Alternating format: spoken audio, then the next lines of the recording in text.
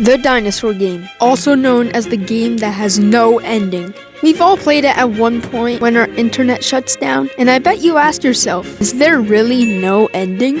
Well, today, I'm officially going to answer that question. I don't care if this takes me years. I have to know what's really at the end. Alright, here we go. My first attempt. That was our first cactus that we jumped over. As you can see, this is very entertaining content. And I got up to 200, 300, and 400 too. And I got to 500, but I lost. So I tried again, and again, and again, and again, and a lot more times.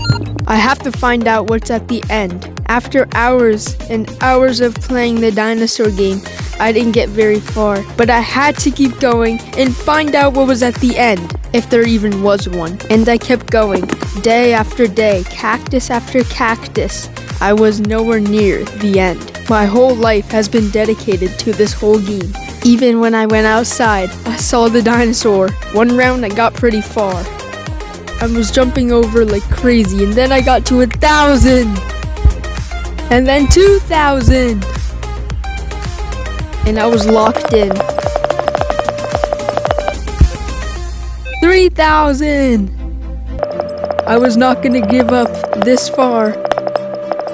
And eventually I got to 4,000! And I lost. Here's a slow-mo. I ran into a pterodactyl. And I kept playing and playing. And I felt like all hope was lost. And I was about to give up. And I thought there was no end to this game. Just kidding, I'm not giving up. I spent too much time on it, so I cannot stop playing. This is not very exciting gameplay for you to watch, but I was locked in. But sadly, on my best run, I lost. So I looked up, how long would it take for me to get to the end?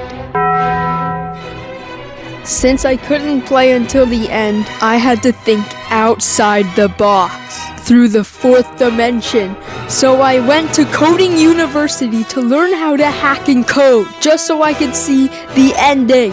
After years of my life learning how to code, I finally got my diploma and headed back home to hack into the mainframe of the Google Chrome Dinosaur Game. So I used all my knowledge from the university and made it so the dinosaur was invincible to the cactuses and the pterodactyls. Finally, I found out a way to beat the dinosaur game once and for all. But this was taking hours and hours just to get a little bit further in the game. So I used all my brain power and knowledge to code the dinosaur to speed up almost 1,000 times faster. At last, this was the moment that we could see what is at the end of the dinosaur game.